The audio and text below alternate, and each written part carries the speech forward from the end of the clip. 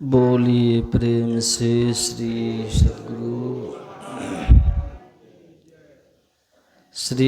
सद्गुरु महाराज की, श्री सद्गुरु महाराज की जय।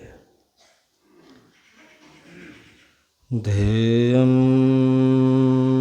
सदा परिभवग्नमभीष्टदोहम् तीर्थास्पदं शिवविरञ्चिनुतं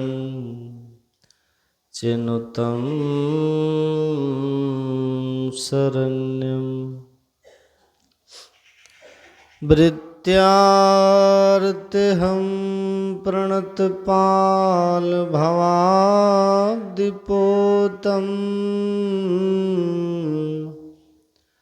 वन्दे महापुरुष ते चरणारविन्दं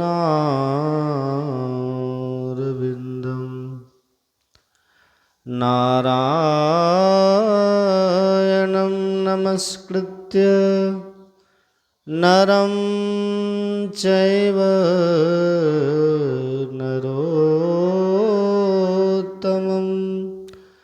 देवीं सरस्वती व्यासं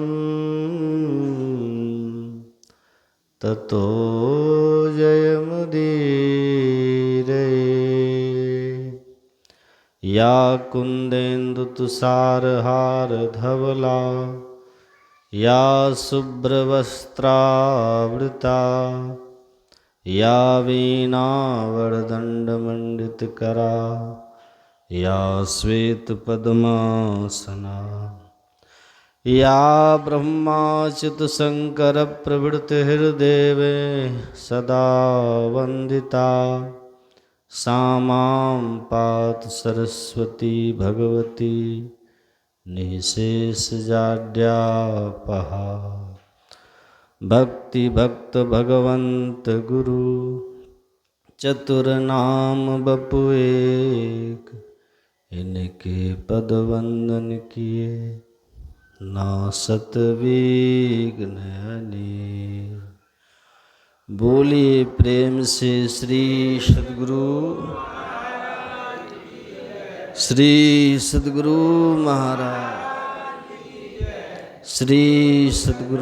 महाराज की।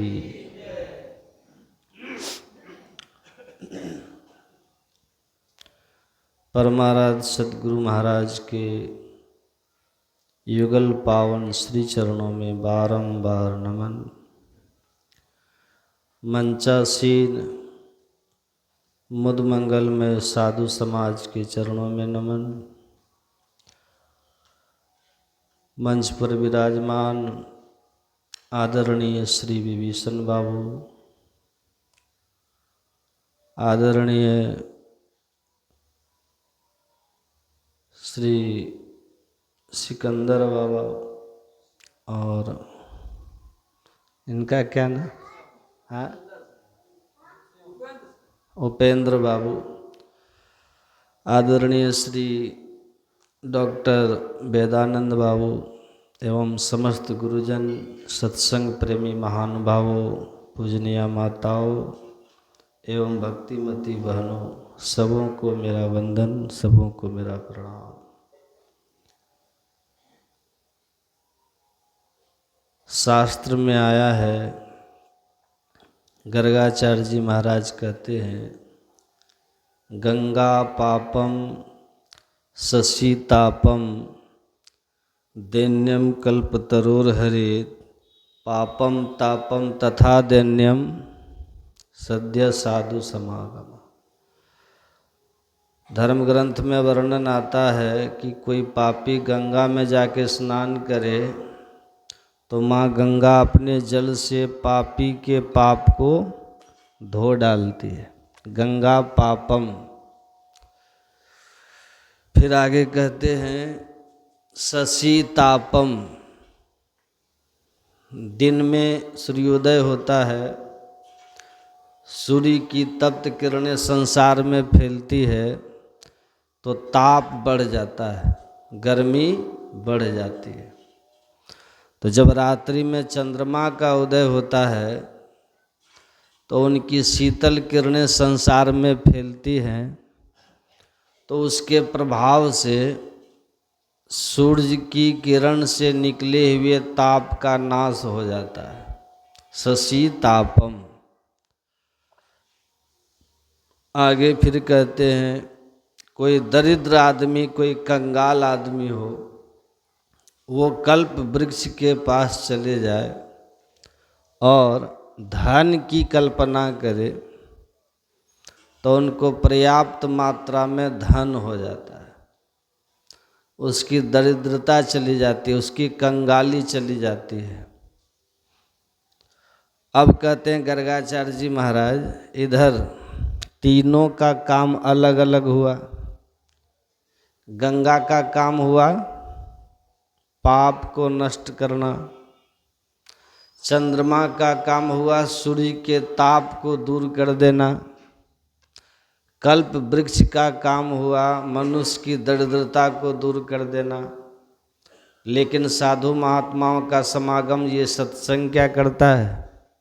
गर्गाचार्य जी महाराज कहते हैं सत्संग तीनों काम अकेले ही करता है।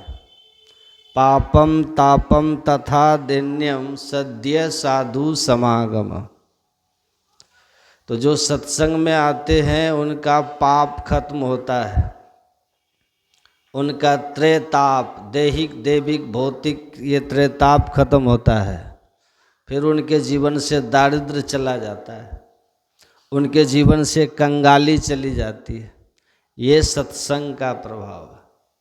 तो सत्संग में आने वाले को ये लाभ मिलता है।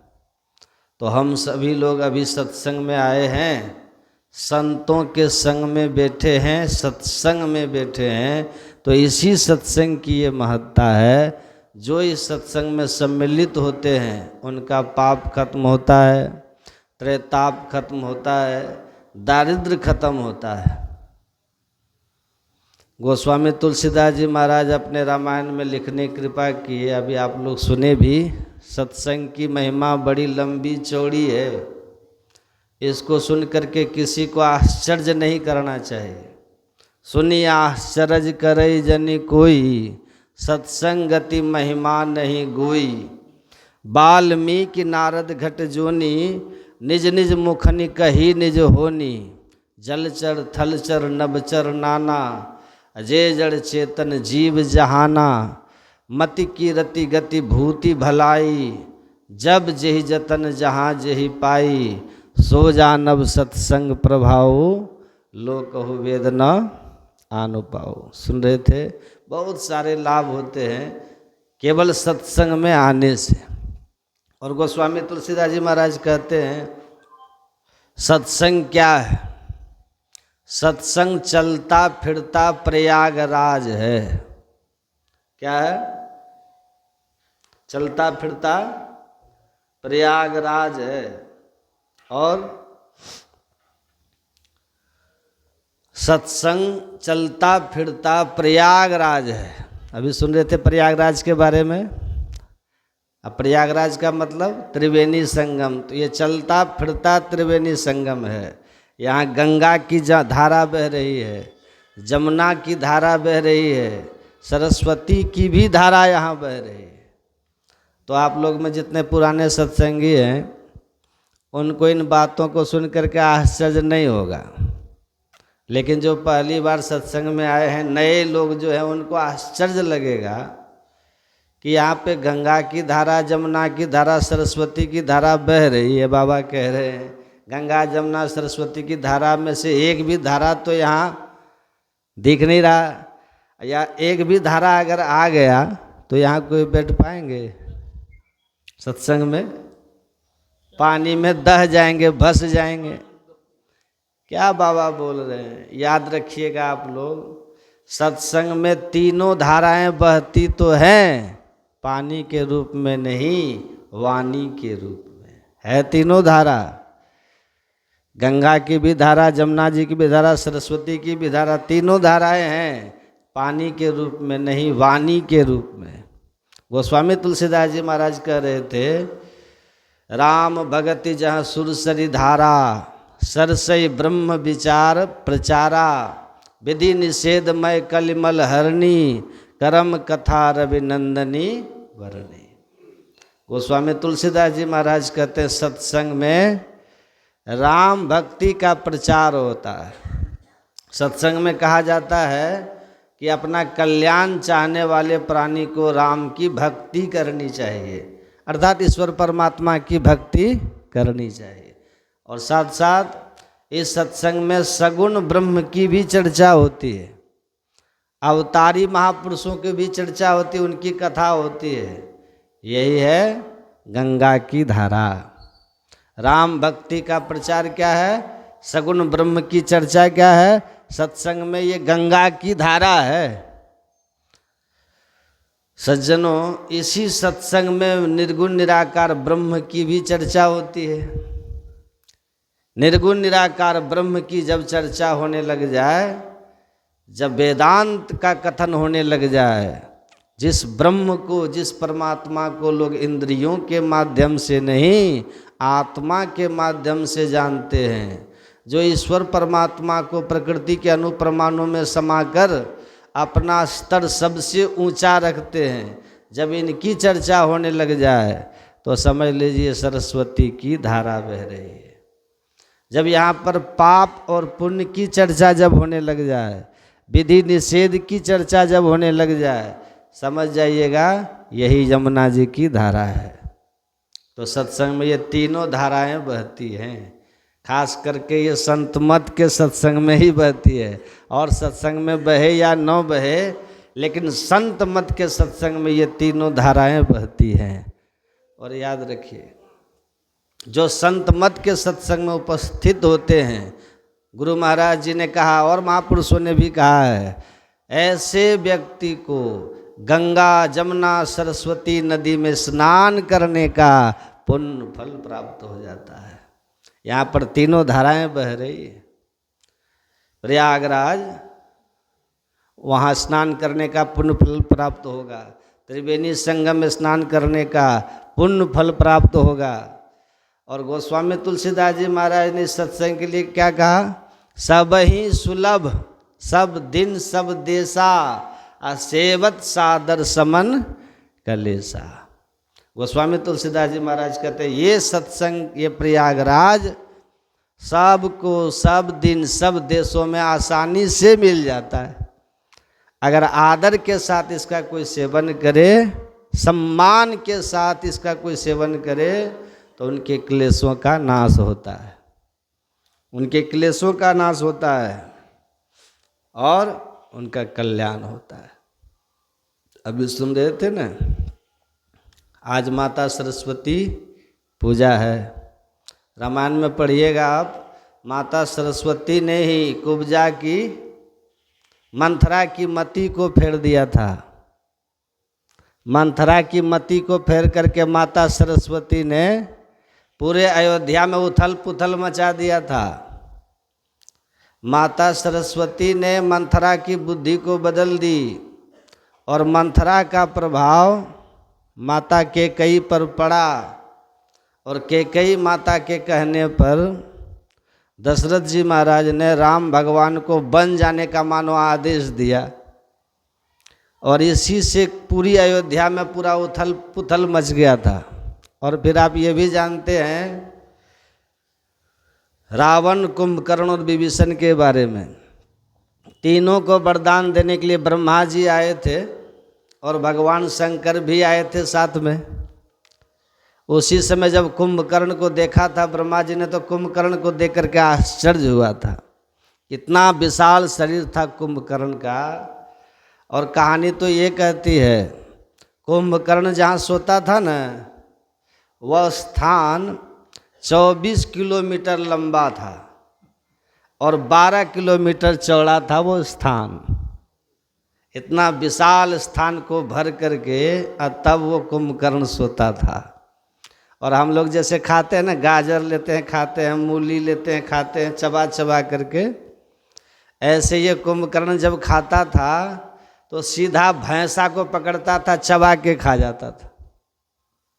बड़े बड़े जानवरों को पकड़ता था, चबा करके खा जाता था।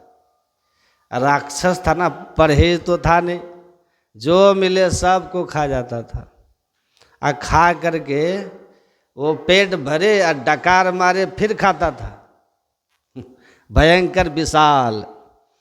जब ब्रह्मा जी ने उस कुंभकर्ण को देखा तो देख करके आश्चर्यचकित हो गए, ये क्या है। और जब उनके पास चले हैं कि वरदान मांगो कुंभकर्ण के पास, तो उनके मन के भाव को ब्रह्मा जी ने ताड़ लिया, भगवान शंकर ने ताड़ लिया, ब्रह्मा जी ने ताड़ लिया कि अरे ये तो इंद्रासन मांगने वाला है।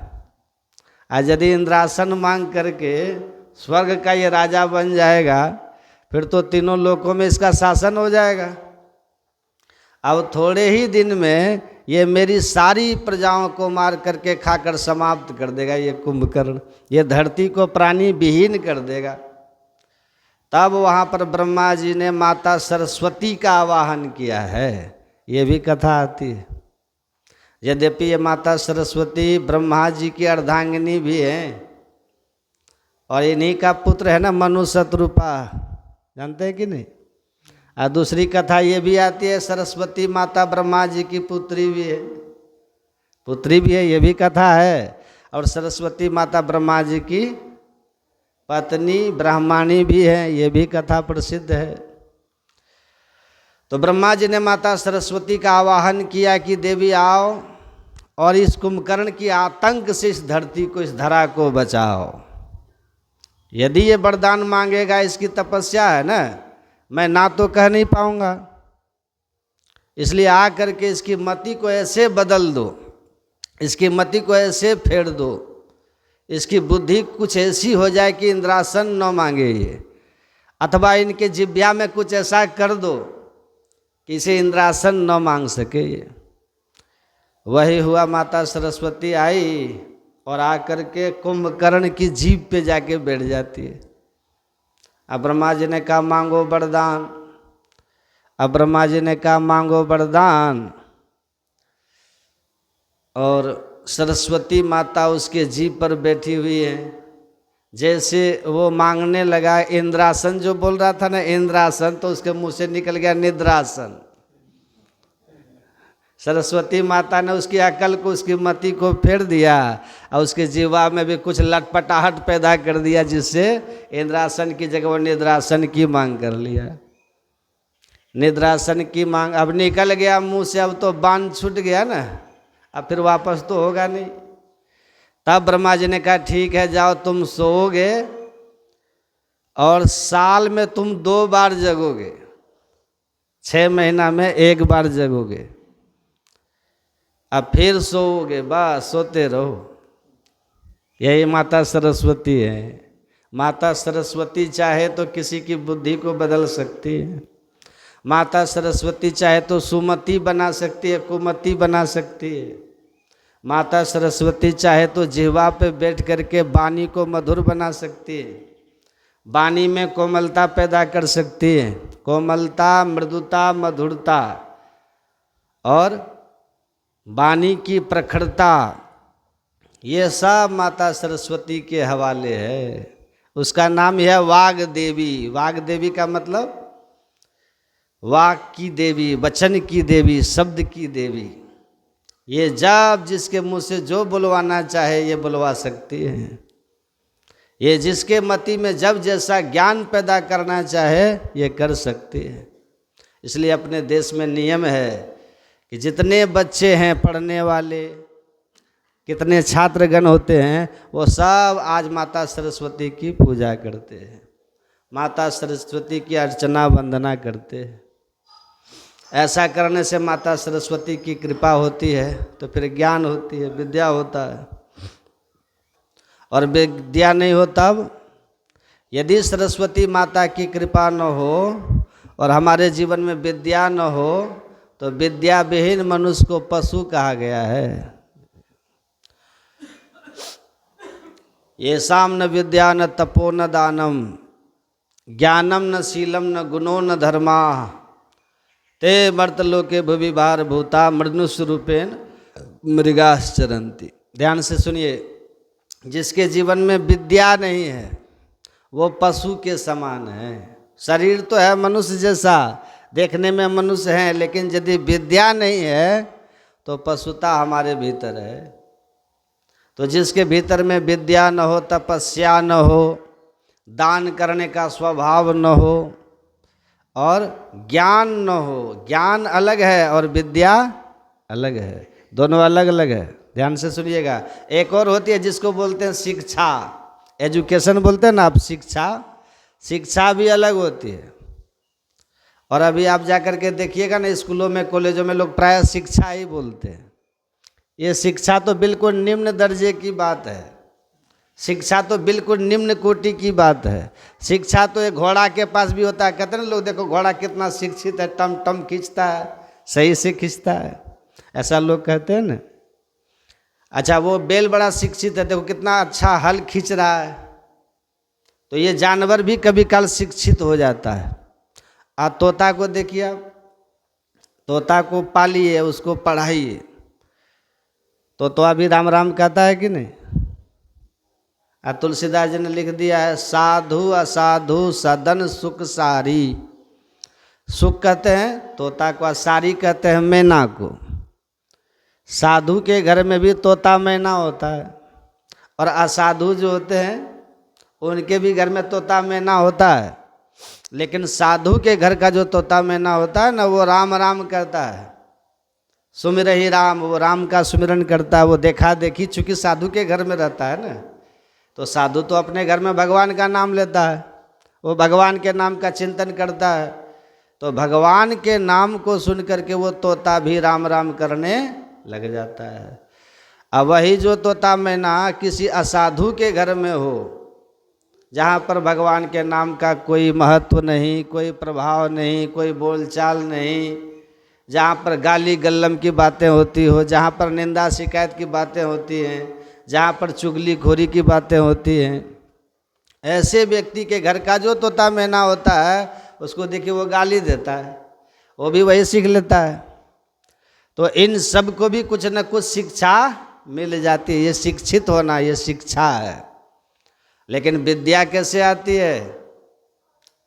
विद्या ऐसे आएगी, विद्या तो गुरु गृह गए पढ़न रघुराई, अल्पकाल विद्या सब आई। जो गुरु के घर में जाते हैं पढ़ने के लिए, गुरु घर, जो शिक्षक के पास जाते हैं पढ़ने के लिए, और वहाँ विनम्रता से रहते हैं, थोड़ी तपस्या करते हैं, मेहनत करते हैं, पुरुषार्थ करते हैं, अपने शिक्षक के, अपने गुरु की आज्ञाओं का पालन करते हैं, तब उसको विद्या की प्राप्ति होती है, तब उसको विद्या मिलती है।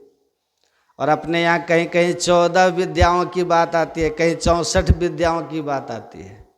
ये सब विद्या है। तो जो माता सरस्वती की पूजा करे, उनके अर्चना करे, उनकी वंदना करे, उनको विद्या होती है।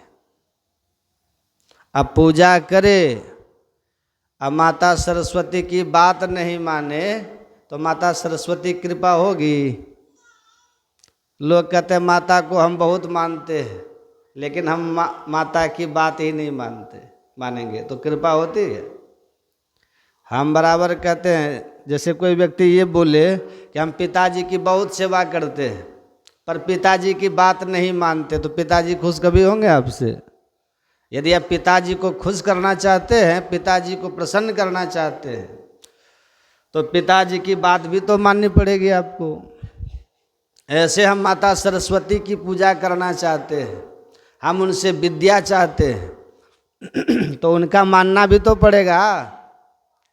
अब माता सरस्वती चरित्र से भी बतला रही हैं, अब माता सरस्वती कह करके भी बतला रही है।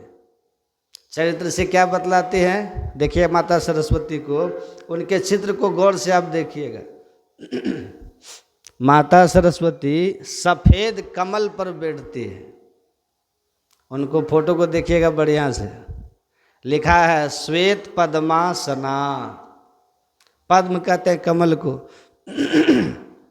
जो माता सरस्वती सफ़ेद कमल पे बैठती हैं। लक्ष्मी माता किस रंग के कमल पे बैठती है? उनको देखिए लाल कमल पे बैठती है।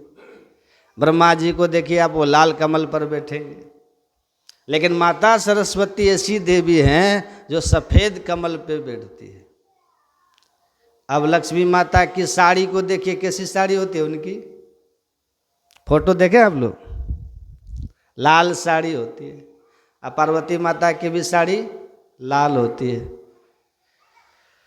लेकिन माता सरस्वती की साड़ी कैसी है देखिएगा, उनकी साड़ी देखिएगा सफ़ेद उजला, उजली साड़ी उनकी बिल्कुल सफ़ेद, दूध के समान सफ़ेद उनकी साड़ी है, बड़ा अद्भुत है। अब फिर उनके हाथ में शंख देखिएगा, शंख भी सफ़ेद है। माला देखिए, स्फटिक का माला सफ़ेद, कमल है उनकी साड़ी, सब उनके पास जो भी आभूषण है, पोशाक है, वो सब के सब सफ़ेद है। मानो माता सरस्वती ये शिक्षा दे रही है, ये विवेक दे रही हैं, ये उनका कहना है कि सफ़ेद को धारण करो। मतलब सफ़ेद में कोई दाग लगे तो दिख जाता है कि नहीं, लाल में दाग तो पच जाता है, काला में दाग तो दिखता ही नहीं है। सफ़ेद कपड़ा हो, सफ़ेद धोती हो, देखिए जरा सा भी कोई छिटका पड़े तुरंत वो दिखता है, दाग तुरंत दिख जाता है। और ये दाग क्या है, ये दाग जो कपड़े पे लगता है, वो दाग कपड़ा को दूषित करता है, कपड़ा को खराब कर देता है। ये कहने का मतलब है विद्या उनको मिलती है जिनका चरित्र बढ़िया होता है, जिनका चरित्र सफ़ेद हो, जिनका चरित्र धवल हो, जिनका चरित्र पवित्र हो। चरित्र खराब कर लेंगे और तब विद्या प्राप्त करना चाहेंगे तो नहीं हो पाएगी। भले शिक्षित आप हो जाएंगे, डिग्री मिल जाएगी, पर चरित्र यदि खराब हो गया तो विद्या की प्राप्ति नहीं होती। विद्या ददाति विनयम, विद्या तो विनम्रता प्रदान करती है, विनम्रता से व्यक्ति में पात्रता आती है, अब पात्रता से धन आता है, तब धनात् धर्म ततः सुखम। विद्या से विनम्रता, विनम्रता से पात्रता, पात्रता से धन, धन से धर्म, और तब जा कर के सुख मिलता है। यहाँ तो आप सीधे चाहते हैं हम जाके स्कूल कॉलेज में पढ़ें, आप पढ़ करके हम डिग्री ले लें, और डिग्री ले करके नौकरी करें, और नौकरी करके धन कमा करके सुखी हो जाएं, ये संभव नहीं है। आप सीधा पढ़ करके नौकरी ले करके धन कमा करके सुखी होना चाहेंगे तो नहीं हो पाएंगे। धन से कभी किसी को सुख नहीं मिलता, इस बात को गांठ बांध लीजिए आप लोग। धन से आज तक न किसी को सुख मिला है और न भविष्य में कभी मिलेगा। सुख नहीं मिलता है धन से। भले धन है तो बढ़िया बढ़िया भोजन कर लीजिएगा, पर भीतर से बेचैनी बनी रहेगी आपको। धन है पास में, अच्छा अच्छा मकान बना के खड़ा कर लीजिएगा, लेकिन भीतर से बेचैनी खत्म होने वाली नहीं है।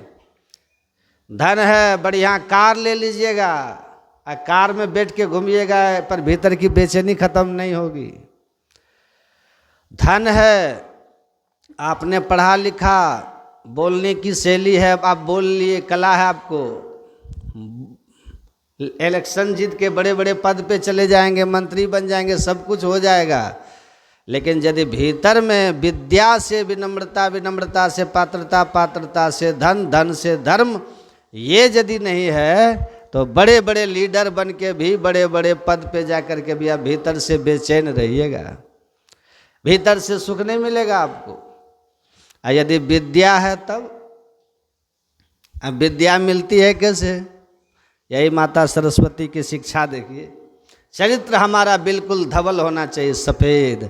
माता सरस्वती की साड़ी है सफ़ेद, जरा सा भी दाग लगे तुरंत उस पर दिख जाएगा। कमल है सफ़ेद, बिल्कुल निर्मल है कमल। उनके हाथ में पुस्तक देखिए, पुस्तक भी श्वेत रहता है। स्फटिक भी, स्फटिक की माला वो भी सफ़ेद। हमारे संत लोग कहते हैं हंस जो है उनका वो भी सफ़ेद, सब सफ़ेद सफ़ेद है वहाँ। चरित्र हमारा कितना सफ़ेद होना चाहिए, निर्मल होना चाहिए, लेकिन अभी गड़बड़ है। अगर चरित्र जरा सा भी खराब होता है तो फिर विद्या नहीं आती है। पढ़िए, रामायण में लिखा है, हनुमान चालीसा तो सब पढ़ते हैं ना, हनुमान चालीसा, उसमें क्या लिखा है, पढ़ना चाहिए, अध्ययन के लिए पढ़ना चाहिए। हनुमान चालीसा में क्या लिखा है, विद्यावान विद्यावान गुणी अति चातुर, राम काज करबे को आतुर। जो विद्यावान होते हैं ना, उसके भीतर सद्गुण होना चाहिए, गुण होना चाहिए। विद्यावान कौन होगा? गुणी। जो गुणी होगा उसी के पास विद्या ठहरेगी। नहीं तो भले शिक्षा हो जाएगी, डिग्री आप ले लीजिएगा और उस डिग्री के बल से आप नौकरी भी ले लीजिएगा, बड़े बड़े पद पे भी आप चले जाइएगा, धन भी हो जाएगा, पर सुखी नहीं हो पाइएगा। धन से किसी को सुख नहीं मिलता है। जब तक धन पास में नहीं है तो धन कमाने के लिए भूत की तरह नाचते रहिए, एड़ी चोटी का पसीना एक करते रहिए, रात दिन एक करके भूत की तरह नाच नाच करके खूब धन कमाइए। और जब धन हो जाएगा ना, अब धन को संभालने में परेशानी हो जाएगी। धन को कहाँ रखें, किस बैंक में जमा करें, इसको कहाँ इन्वेस्ट हम करें, किस काम में इसको हम लगाएं, कहीं धन डूब तो नहीं जाएगा हमारा। ये डर लगा रहता है, कहाँ इसको लगाएं, किधर इसको दें, ये सब भय बना रहता है। वो धन आपको कमाने में भी दुख देगा और वही धन आपको रखने में भी दुख ही देगा। धन से कभी सुख मिलता ही नहीं है। इसी बात को तुलसीदास जी ने लिख भी दिया है, सुनिएगा। उभय प्रकार प्रेत पावक ज्यों, धन दुख प्रद श्रुति गाए। धन दुख प्रद श्रुति, श्रुति कहते हैं वेद को। वेद में ऐसा लिखा है कि धन दुख प्रद है। जब तक धन नहीं है तो उसको कमाने के लिए भूत की तरह नाचते रहिए, और जब धन हो गया तो धन की सुरक्षा करने के लिए आग की तरह जलते रहिए। उभय प्रकार प्रेत पावक, प्रेत में मतलब भूत, पावक मतलब आग, ये दोनों की तरह दुखी होते रहिए, भूत और आग की तरह। इसलिए विद्या उनके पास ठहरती है जो गुणी लोग होते हैं। और सबसे जो बड़ी बात है, विद्या उनके पास टिकती है जो भगवान से लग करके रहते हैं, जो अपने इष्ट से लग करके रहे, जो थोड़ा भजन भी करे, थोड़ा सुमिरन भी करे, सदाचार का जीवन भी जिए। आप पढ़िए ना रामायण में, राम भगवान गुरुगृह जाते थे पढ़ने, वहाँ विद्या अध्ययन भी करते थे राम भगवान। और साथ साथ प्रातः काल जग करके क्या करते थे? वो प्रातः काल जब जगते थे भगवान क्या करते थे?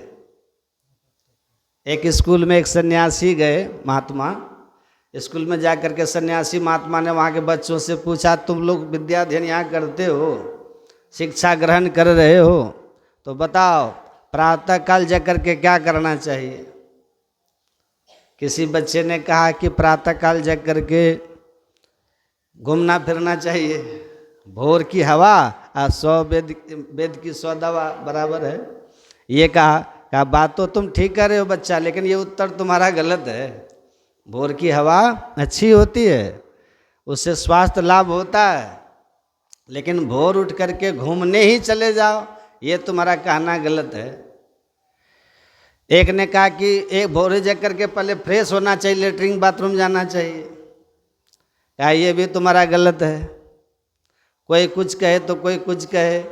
एक ने तो कहा भोरे जग करके पहले जलपान करना चाहिए, खान पान को प्रथम संभालो, सुबह जगो पहले जलपान करो, प्रथम संभालो। कहा सब गलत कर रहे हो। तो वहाँ जो मास्टर साहब थे ना, मास्टर साहब से पूछा, मास्टर साहब आप ही बताइए, ये आपके बच्चे तो क्या क्या बोल रहे हैं, आप ही बताइए प्रातः जग करके क्या करना चाहिए। तो मास्टर साहब ने कहा प्रातः काल जग करके पहले जगना चाहिए, फिर थोड़ा फ्रेश होना चाहिए, लेटरिन बाथरूम जाना चाहिए, कुल्ला आचमन करना चाहिए, थोड़ा बैठ करके पढ़ना चाहिए। कहा आप भी गलत ही बोल रहे हैं, न यहाँ के छात्र को पता है और न मास्टर साहब को पता है, क्योंकि आप लोग रामायण तो पढ़ते ही नहीं हैं। अब तो रामायण का विरोध भी करता है लोग देश में। ये कैसे कैसे लोग यहाँ रहते हैं जो संत गोस्वामी तुलसीदास जी महाराज उनकी वाणी को समझते नहीं हैं और संत वाणी का विरोध लोग करते हैं। उसके लिए कहते हैं, रामायण के लोग कहते हैं, बाल का आदि उत्तर का अंत, पढ़े पंडित बूझे संत। संत के ज्ञान को अपनाए बिना, संत की बुद्धि सुबुद्धि को अपनाए बिना सोचिए रामायण को समझ लीजिएगा, बहुत कठिन है, नहीं समझ पाइएगा। उसमें एक चौपाई आती है ना, वर्णाधम जे तेली कुम्हारा, स्वपच की रात कोल करवारा। इसका बहुत विरोध हुआ था, लेकिन ये वास्तव में ये है क्या, इसका तात्पर्य क्या है, लोग समझे बिना कुछ कर रहा है। पहली बात तो वर्णाधम है, वर्ण अलग होता है, जाति अलग होता है, लोग समझते ही नहीं। और संतवाणी का ऐसे ही जैसे तैसे तोड़ मड़ोड़ करके लोग अर्थ करके और तब संतवाणी का विरोध करते। ऐसा नहीं करना चाहिए। तुलसीदास जी कितना बढ़िया कहते हैं, प्रातः काल जग करके हमें करना क्या चाहिए। सभी प्रकार की शिक्षा रामायण में भरी है। संत मत का जो भी सत्संग होता है ना, अपराह्न काल का देखते हैं ना आप लोग, हर जगह रामचरितमानस का ही पाठ होता है। कुप्पा घाट जा कर के देखिए आप, कुप्पा घाट में प्रतिदिन जैसे 3 बजता है, स्तुति प्रार्थना होने के बाद रामायण का पाठ होता है। रोज का वहाँ नियम है, दिनचर्या है वहाँ की। हर रविवार के दिन वहाँ साप्ताहिक सत्संग में, और वहाँ देखिएगा रामचरितमानस सार सटीक जो गुरु महाराज जी ने टीका किया है उसका पाठ होता है, उस पर प्रवचन होता है। और फिर चाहे जिला वार्षिक हो, प्रांतीय हो, क्या अखिल भारतीय हो, क्या अनुमंडली, कोई भी सत्संग जो होता है हर जगह रामायण का पाठ होकर के वही वक्ता के लिए फिर विषय बनता है। इतनी महानता है रामायण की। और उसी रामायण से हमारे गुरु महाराज जी को एक चौपाई मिली थी ना, अर्धाली दे धरे कर यही फल भाई भजिए राम सब काम भी है। वही अर्धाली को पढ़ करके हमारे गुरु महाराज ने कहाँ से कहाँ, देखिए आज पूरे विश्व में इनकी पूजा हो रही है कि नहीं। उस ग्रंथ का लोग विरोध करते हैं, बताइए। उसी रामायण में लिखा है प्रातः काल जग करके हमें करना क्या चाहिए। प्रातः काल उठ के रघुनाथा, मात पिता गुरु ना वही माथा। प्रातः काल भगवान जग जाते थे और जग करके माँ को प्रणाम करते थे, पिताजी को प्रणाम करते थे और अपने गुरुदेव को प्रणाम करते थे। और जो भी बड़े जन होते थे, श्रेष्ठ जन होते थे, भगवान सबको प्रणाम करते थे। और इसी का परिणाम हुआ कि राम भगवान को थोड़े ही दिन में सब विद्या प्राप्त हो गई और मर्यादा पुरुषोत्तम भगवान कहलाए कि नहीं, मर्यादा पुरुषोत्तम हो गए। तो गुरु गृह गए पढ़न रघुराई, अल्पकाल विद्या सब आई। विद्यावान गुणी अति चातुर, और सबसे बड़ी बात क्या, राम काज करबे को आतुर। तो विद्या जब भी होती है ना, विद्या भगवान से लग करके रहती है, विद्या भक्ति के साथ चलती है, विद्या योग के साथ चलती है, विद्या सदाचार के साथ चलती है, विद्या सुचाचार के साथ चलती है। ये जब विद्या जीवन में आती है तब विद्यावान लोग सुखी रहते हैं भीतर से, तब उनको धन कमाने का भी टेंशन नहीं रहता है और किसी से उनके पास धन कम भी नहीं रहता है। और धन हो जाने के बाद उनको धन की सुरक्षा में ज़्यादा माथा पेची भी करना नहीं पड़ता है। वो बड़े उदार हो जाते हैं, बड़े बुद्धिमान हो जाते हैं। वो धन से धर्म करते रहते हैं, धनात् धर्म तथा सुखम, उससे सुख मिलता है। इसलिए माता सरस्वती को आप देखिएगा, उनका कैसा चिन्ह है, कैसा पहरावा, कैसा ओढ़ावा है। माता सरस्वती की रहनी गहनी कैसी, बहुत सात्विक है, सब बड़ा पवित्र है। गोस्वामी तुलसीदास जी महाराज कहते हैं रामायण रामचरितमानस में, सुन रहे थे ना पाठ में, क्या कह रहे थे, सुनिएगा ध्यान से। जलचर थलचर नभचर नाना। नाना का मतलब क्या होता है, बोलिए। नाना किसको कहते हैं, मामा के पिताजी। नाना मतलब, हाँ, नाना मतलब जो भी है वो नाना। नाना मतलब वो संबंध में भी एक नाना, वो नाना यहाँ नहीं है। नाना मतलब सब कुछ, सब। नाना मतलब जो भी है सब। नाना का अर्थ ये हुआ जो है सब। तो तुलसीदास जी कह रहे हैं जलचर थलचर नभचर नाना, मतलब सब। जे जड़ चेतन जीव जहाना, चाहे वो कोई जड़ हो कोई चेतन हो, या फिर पानी में चलने वाला हो, धरती पर चलने वाला हो, या फिर आकाश में चलने वाला, कोई भी हो, जड़ हो कि चेतन हो, ये सब कोई भी हो, मति कीरति गति भूति भलाई, ये 5 चीज आए ना, मति कीरति गति भूति भलाई, आ जब जही जतन जहाँ जही पाई, सो जानब सत्संग प्रभाव लोक हो वेद न आनु पाऊ। ये जब भी किसी ने पाया है, जहाँ भी पाया है, वो एकमात्र सत्संग के प्रताप से पाया है, दूसरा कोई उपाय पाने का नहीं है। इसलिए अपने गुरु महाराज जी भी कहते हैं, नित प्रति सत्संग कर ले प्यारा तेरा कार सरे सारा। हे प्यारे, अगर तुम ठीक से सत्संग करो तो ये सब कुछ मिलेगा, सब काम सफल सिद्ध हो जाएगा। ये सत्संग की महिमा है। देखिए, सत्संग कीजिए, सब कुछ मिलेगा आपको। नित प्रति सत्संग कर ले प्यारा तेरा कार सरे सारा। अच्छा, सब काम सफल क्यों होता है? ऐसा क्यों होगा? कारण क्या है? सुनिएगा ध्यान से। इस गांव में बहुत बच्चे हैं ना, विद्यार्थी लोग हैं ना, पढ़ने वाले हैं ना, पढ़ने वाले बहुत बच्चे लोग हैं। और आज क्या है? सरस्वती पूजा आज है ना, बसंत पंचमी। हम आ रहे थे ना, देवघर से चले, तो रास्ते में कई जगह हम देख रहे थे कि बच्चे सब चंदा कर रहे थे, ट्रक को रोक करके, बस को रोक करके। हम सबको भी रोकता है, लोग रोक करके चंदा लेते हैं। क्यों? सरस्वती पूजा करेंगे बाबा। हम समझ जाते हैं ये सब के सब बच्चे विद्यार्थी हैं, पढ़ने वाले छात्र हैं। ठीक है, जो गरीब है वो अपना चंदा करके पूजा तो करेंगे ना, ठीक है, अच्छा है। तो देखिए, सरस्वती माँ की पूजा करेंगे तब हमको होगी विद्या। ये पहले से वो तैयारी कर रहे हैं। सरस्वती माँ की पूजा करेंगे तो होगी विद्या। अब बताइए, सरस्वती माँ की पूजा करने वाले को तो विद्या हो जाएगी, लेकिन धन होगा उनको? धन होगा उसको? धन चाहिए तो किन की पूजा करनी पड़ेगी?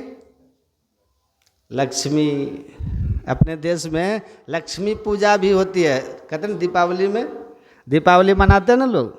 यदि किन्हीं को धन चाहिए तो वो लक्ष्मी माँ की पूजा करेंगे, उनके लिए दीपावली का पर्व है। यदि विद्या चाहिए तो वसंत पंचमी है ना, सरस्वती माँ की पूजा। ये अलग, देखिए पूजा अलग अलग है सबकी, अलग अलग चीज़ को पाने के लिए पूजा देखिए अलग अलग है। किसी को संतान चाहिए तब, मान लीजिए कोई बांझ है, स्त्री जो है, चाहे पुरुष हो, उसको संतान चाहिए तब क्या करेंगे? डॉक्टर के पास जाएंगे। यदि डॉक्टर भी इलाज करते करते थक जाए, डॉक्टर हाथ उठा दे कि देखिए अब हम आपको ठीक नहीं कर पाएंगे, तब लोग क्या करते हैं? तब लोग, जिनको संतान चाहिए, वो देवताओं की माँ की उपासना पूजा करते। देवताओं की माँ का नाम है अदिति माता। यदि अदिति माता की कोई पूजा कर ले, जैसे सरस्वती माता की पूजा करके विद्या मिलती है, लक्ष्मी माता की पूजा करके धन मिलता है, ऐसे ही अदिति माता की पूजा करने से निसंतान को संतान हो जाती है। लेकिन पूजा पहले अदिति माँ खुश होंगी तब न, खुश होगी तब न होगा। यदि मान लीजिए किसी को ऐसा रोग हो गया, ऐसा कोई रोग हो जाए, बीमारी देह में, जो किसी डॉक्टर से ठीक न हो, मान लीजिए किसी को अल्सर हो गया, किसी को टीबी कैंसर हो गया, तो ऐसे अपने यहाँ ये विधा है, नियम है, आप अश्वनी कुमार की पूजा कीजिएगा ना तो असाध से असाध रोग आपका ठीक हो जाएगा। अश्वनी कुमार हैं कौन? अश्वनी कुमार हैं देवताओं के डॉक्टर, वैद्य। उनकी कृपा से सब रोग ठीक हो जाता है। लेकिन खुश होंगे तभी तो आप करेंगे। विद्या चाहिए तो सरस्वती माँ की पूजा कीजिएगा, सरस्वती माता प्रसन्न होंगे तब विद्या होगी। धन चाहिए तो लक्ष्मी माता की पूजा कीजिएगा, लक्ष्मी माता प्रसन्न होगी तब धन होगा। संतान चाहिए तो उनकी पूजा, अन्न चाहिए तो उनकी पूजा, अब किसी को चिरंजीवी होना है, बहुत दिन तक बचना है, उसके लिए अलग देवता की पूजा कीजिए। लेकिन अपने गुरु महाराज जी क्या कह रहे हैं?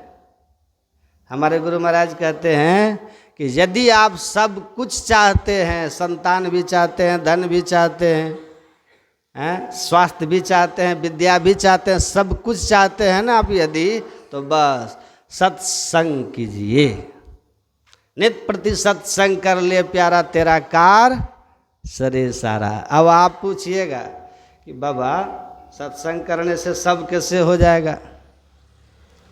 सरस्वती की पूजा करने से विद्या तो समझ में आती है बात, सरस्वती की पूजा से, लक्ष्मी की पूजा करने से धन की बात तो समझ में आती है, ये सब ठीक है, लेकिन सत्संग करने से सब कैसे हो जाएगा?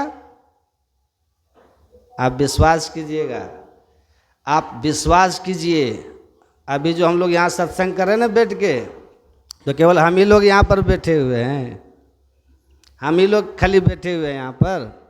यहाँ केवल आप और हम ही नहीं बैठे हैं, आप दिख रहे हैं तो आप लोग कहते हैं कि आप लोग हैं, हम लोग दिख रहे हैं तो आप लोग कहते हैं हम लोग हैं। लेकिन यहाँ पर वो भी बैठे हुए हैं जिनको हम लोग देख नहीं पा रहे हैं। कौन सब बैठे हैं यहाँ? यहाँ पर आप पढ़िए ग्रंथ को।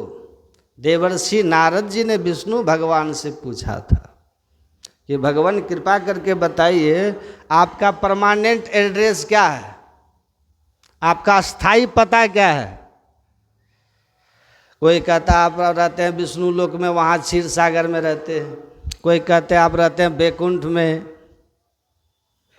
तो आप कब रहते हैं बैकुंठ में और कब रहते हैं क्षीर सागर में? कहाँ जा कर के आपसे मिलें कि मिल जाइएगा हमेशा?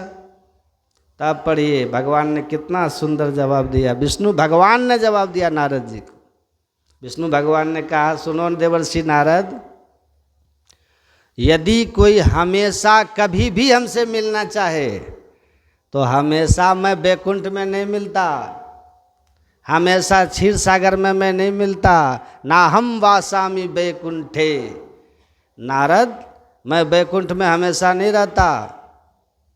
योगी नाम हृदय न च, जो हठ योगी लोग होते हैं ना, अनुलोम विलोम का कपाल भाती भ्रामी प्राणायाम क्या क्या लोग करते रहते हैं, लोग कहते हैं बड़े चमत्कारिक हैं, क्या से क्या कर देते हैं। तो भगवान कहते हैं वहाँ भी हम नहीं रहते नारद हमेशा।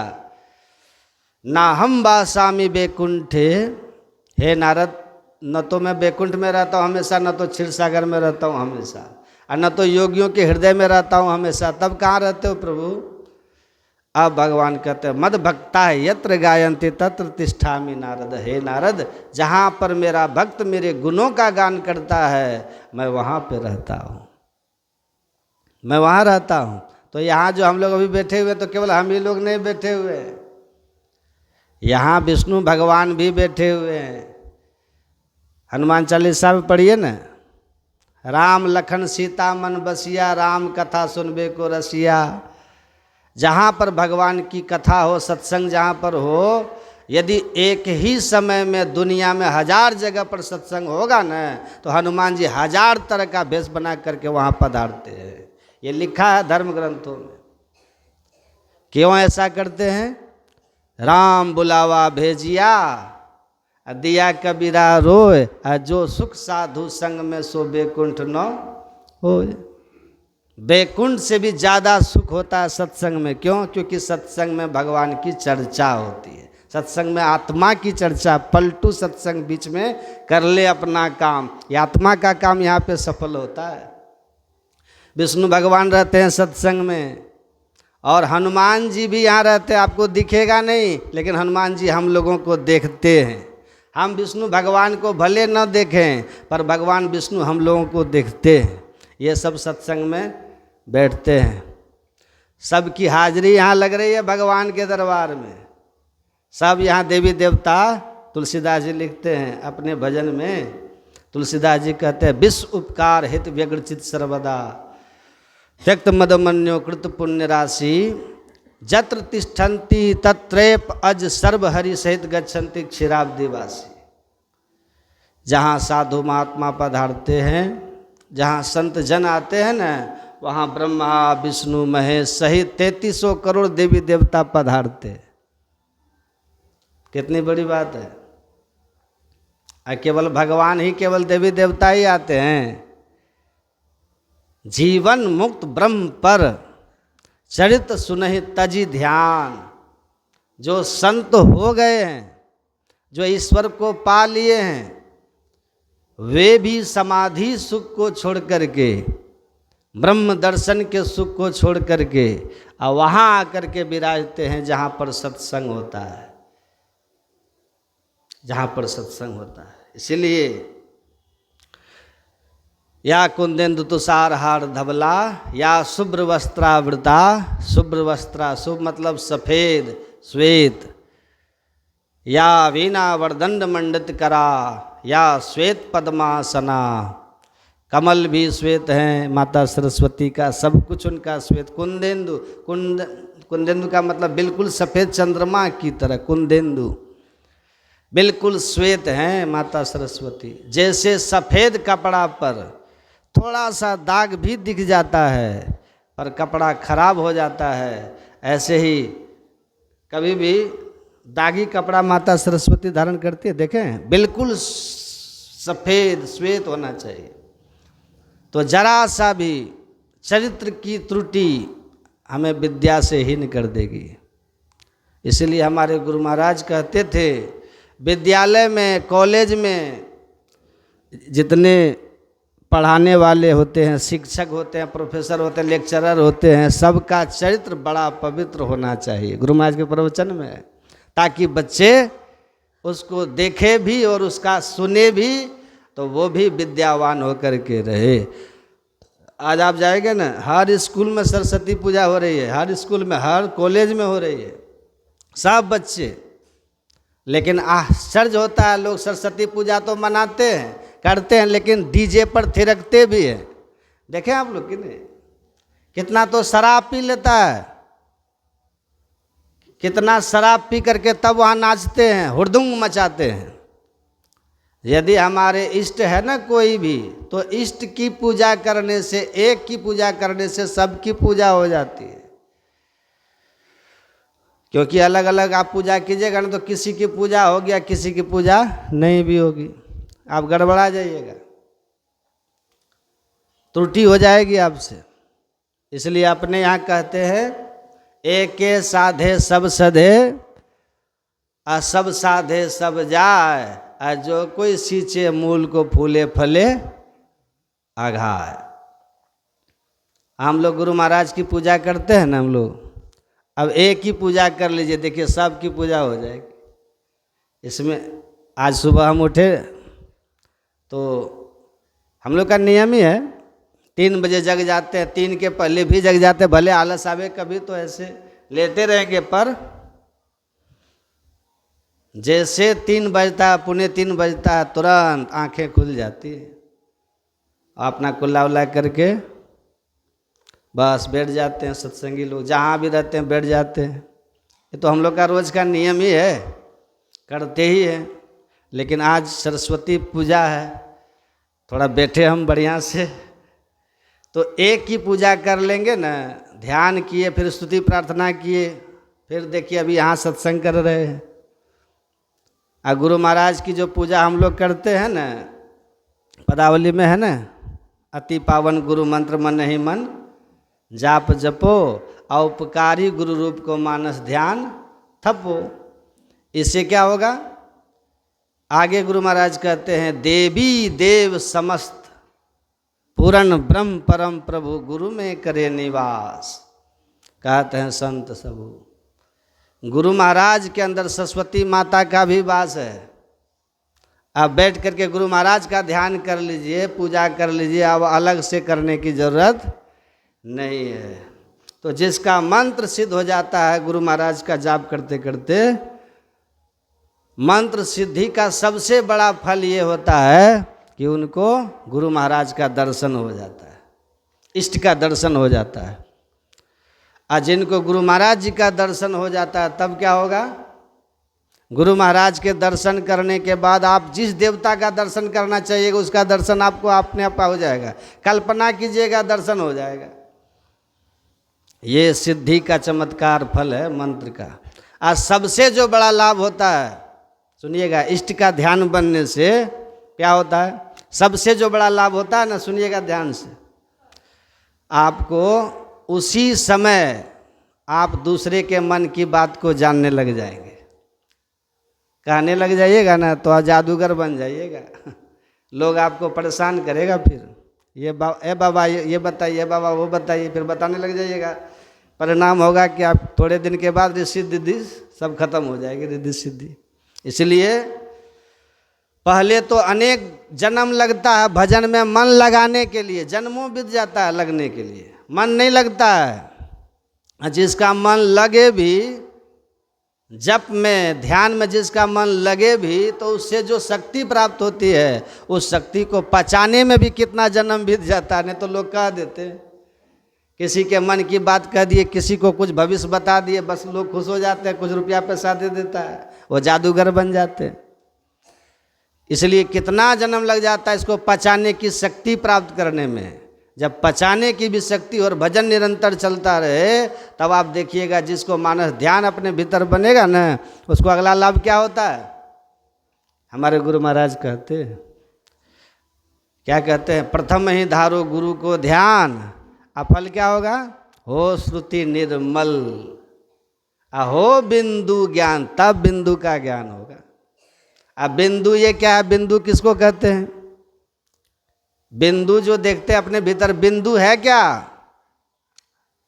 सुनिएगा थोड़ा ध्यान से सुनिएगा, अब खत्म करेंगे, और भी हैं। बिंदु क्या है, ये बिंदु बिना अंग प्रत्यंग का भगवान की मूर्ति है।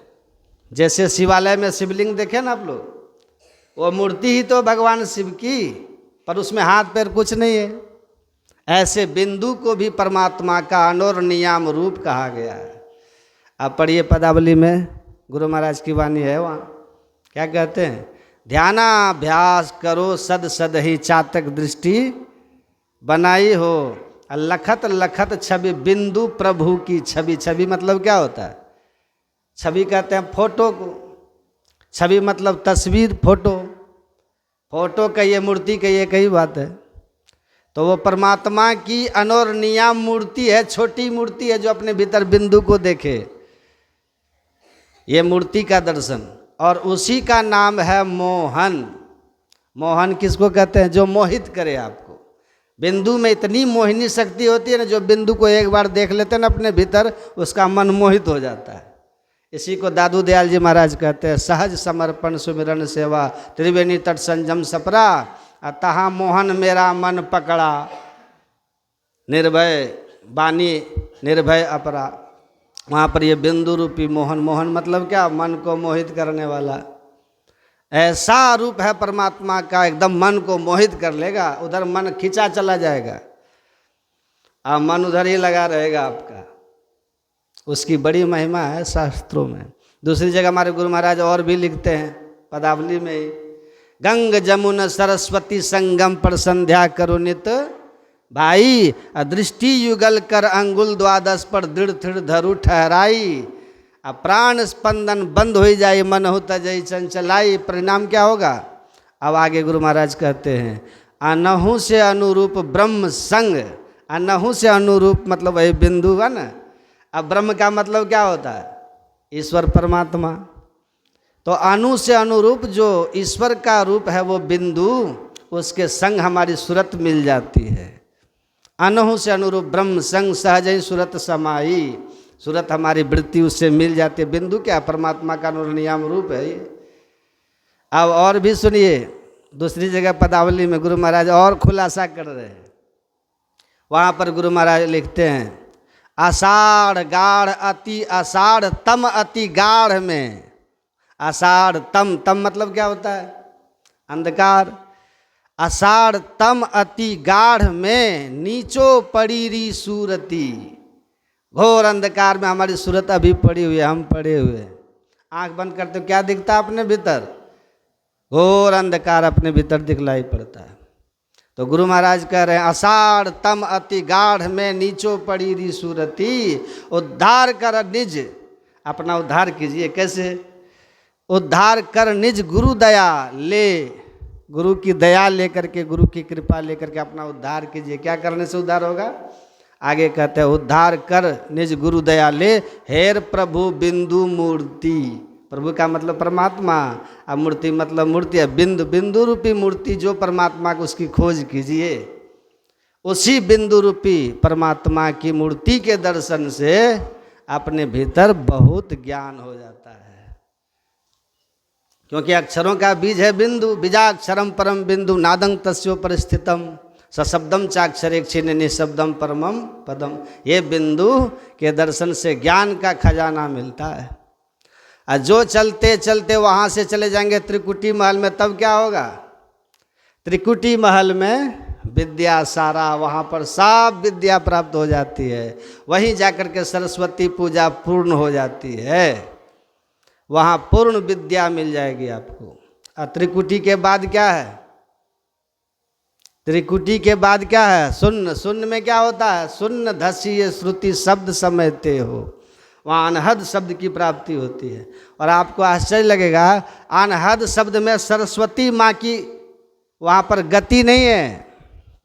आप पढ़िए, लिखा है सत्संग योग में, हमारे गुरु महाराज लिखे हैं, माता सरस्वती के लिए कहे, नादा भेस्तु परम पारम न जानाति सरस्वती अज्ञापि मज्जन भयात तुम्बम बहती बक्षसी।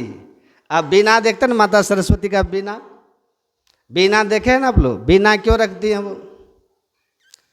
वो कोई गाती बजाती हैं क्या माता सरस्वती? वो विद्या की देवी है, पर बीना क्यों रखी हैं? देखिए ऋषि कह रहे हैं, बीना मानो उनके लिए एक तैरने का सहारा है। अद्यापि मज्जन भया तुम्बम, वो तुम्बा है, उसी को हम लोग बीना कहते हैं। तुम्बम वहती वक्षसी, माता सरस्वती ने अपने वक्ष पर वो तुम्बा रखी है। बीना क्यों रखी है तुम्बा? क्योंकि नादा भेस्तु परम पारम। नादा भेस्तु का मतलब होता है शब्द का समुद्र। नादा भेस्तु परम मतलब शब्द का समुद्र। शब्द का समुद्र इतना गहरा है कि वहाँ पर माता सरस्वती भी डूब जाती है। इसलिए डूबने के वैसे उन्होंने तुम्बा को, उस बीना को धारण करके रखा है, वहाँ उनकी भी पहुँच नहीं होती है। और संत कौन होते हैं? जब से अनहद घोर सुनी इंद्री थकित गलित मन हुआ आशा सकल भुनी। संत अनहद शब्द की प्राप्ति करके, अनहद शब्द का श्रवण करके, उसके पारसार शब्द को पकड़ करके तब परमात्मा के पास वो पहुंच जाते। सबसे बड़े कौन हो गए? कौन हो गए? सरस्वती माता इधर ही डूब जाती है, संत कहाँ तक जाते हैं? वहाँ तक। इसलिए सबसे बड़े हैं संत। दूसरा नाम है, तीजे 10 अवतार तिन्हें प्रणाम है, ब्रह्मा विष्णु महेश सकल संसार है, अरे हारे पलटू सबके ऊपर संत मुकुट सरदार है। संत हमारे प्राण रहो में साथ में, भगवान कह रहे, संत हमारे प्राण रहो में साथ में, 3 लोग सब रहे संत के हाथ में, मोह को डारे बेची उजुर में ना करूं, अरे हारे पलटू हरि उधो से कहे संत से मैं डरूं। संत से तो भगवान भी डरते हैं। तो ये है, ये क्रम क्रम से साधना करने से, जब करने से मन स्थिर होगा, मन की स्थिर होने से मन शुद्ध होगा, पवित्र होगा, वहाँ पर इष्ट का दर्शन हो जाता है। इष्ट के दर्शन होने से परमात्मा वो मोहन रूप, मनमोहन बिंदु स्वरूप, उसका दर्शन होगा।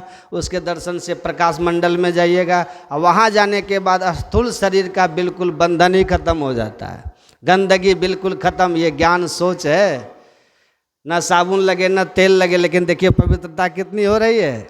यही ज्ञान सोचम परित्यज्य ये रमते न रह।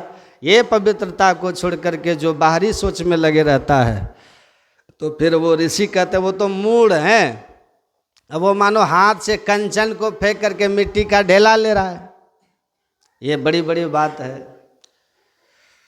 जैसे चुंबक लकड़ी में धसे लोहा को खींच लेता है, ऐसे ही सार शब्द जो परमात्मा है, उत्थित नाद है, उसके श्रवण करने से जीवात्मा सभी बंधनों से, सभी विकारों से, सभी विषयों से, सभी पापों से, सभी आवरणों से, सभी पर्दों से छूट करके, निकल करके परमात्मा के सामने उपस्थित हो जाती है जीवात्मा, और तब उनको उनका दर्शन होता है।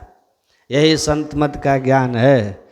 ये है, इसको कहते हैं त्रिवेणी संगम, है ना। आज क्या है, सरस्वती पूजन है। ये विद्या की देवी, विद्या की प्राप्ति मन की शुद्धि से होती है। ये भी मनोबल से संभव है, मनोबल भी मन की शुद्धि से प्राप्त होता है।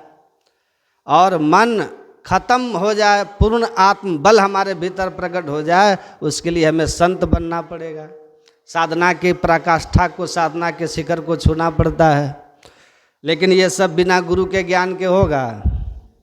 गुरु बिन ज्ञान न उपजे, आ गुरु बिन मिले न भेव, आ गुरु बिन संशय ना मिटे। जय जय जय गुरुदेव। गुरुदेव के बिना, गुरु के ज्ञान के बिना कुछ भी संभव नहीं है। इसलिए सब की जड़ में है गुरु और गुरु का ज्ञान। गुरु का ज्ञान लेकर के तब जो कीजिएगा, तब सब कुछ करने में सफल और सक्षम हो सकते हैं। और इसके लिए जो सबसे बड़ी बात है, थोड़ा सा मन की शुद्धि में, मन की शुद्धि में अन्न भी कारण है। ध्यान से सुनिएगा, जैसा खावे अन्न वैसा होवे मन। और मन की शुद्धि में संग भी कारण है। आप जैसे के संग में जाएंगे वैसा रंग मन पर चढ़ जाते, इसलिए सत्संग की महिमा है। और मन की शुद्धि में स्थान का भी प्रभाव पड़ता है। आप जैसे तैसे जगह पर जाइएगा तो जगह के प्रभाव से मन अशुद्ध हो जाता है। ये स्थान का भी प्रभाव पड़ता है मन में। इसलिए भगवान श्री कृष्ण कहते हैं, जहाँ तहाँ बैठ करके ध्यान मत कीजिए, जहाँ तहाँ बैठ करके भजन मत कीजिए। शुचौ देशे प्रतिष्ठाप्य स्थिर मासन मात्मनः, नातु श्रितम नाति नीचं चला जिन कुशोत्तरम, समंकाय शिरो ग्रीवम धार्यन नचलम स्थिरः, संप्रेक्ष नासाग्रम स दिशश्चानवलोकयन्। भगवान कहते जहाँ तहाँ मत बैठिए, पवित्र स्थान पर बैठ करके तब ध्यान कीजिए, है ना। और इसीलिए हमारे सदगुरु महाराज कहते जहाँ पर 7 सत्संगी हो वहाँ कम से कम एक आश्रम हो जाना चाहिए। और ये क्षेत्र तो, इलाका तो बड़ा जबरदस्त जगह हुआ इलाका है। वहाँ देखिए आशा टोलवे का आश्रम है, यहाँ देखिए पहाड़पुर में आश्रम है ना। तो इतना ही कह करके अभी हमें जाना अति आवश्यक है, मुझे जाना पड़ेगा।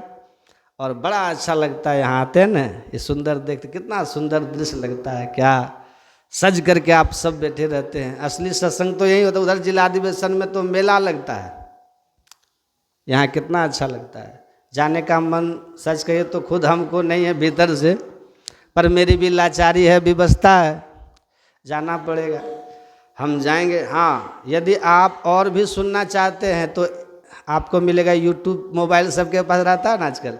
अपने अपने मोबाइल में सब यूट्यूब में सर्च कीजिएगा, गुरु ज्ञान प्रकाश एक चैनल है, गुरु ज्ञान प्रकाश, उसको सर्च कर लीजिए, उसको आप सब्सक्राइब कर लीजिए, आप बेल बटन भी दबा दीजिए। जहाँ भी प्रवचन कहीं होगा, ये वीडियो देखिए बन रहा है ना, तुरंत आपको मिल जाएगा, सुन लीजिएगा। इसके साथ साथ आप कुप्पा घाट के लगभग बाबा लोग जितने भी रहते हैं ना, उनका भी समय समय पे इसको सुनाया जाता है। तो गुरु ज्ञान प्रकाश, उसको सब्सक्राइब कर लीजिएगा यूट्यूब में, आप सुनते रहिएगा। अब देखिए, आज सत्संग मैंने आपको सुनाया, और जो मेरी बात आप लोग को अच्छी लगी हो वो सब मेरे गुरु महाराज जी का है। आप गुरु महाराज जी का जान करके प्रसाद समझ के स्वीकार कीजिएगा, अवश्य आपका भला होगा। अब ज़्यादा कुछ नहीं कहेंगे। और हम अभी आरती के बाद यहाँ से आप लोग के बीच से जाएंगे, फिर कभी मौका लगेगा फिर सुनाएंगे। कितना सुंदर है।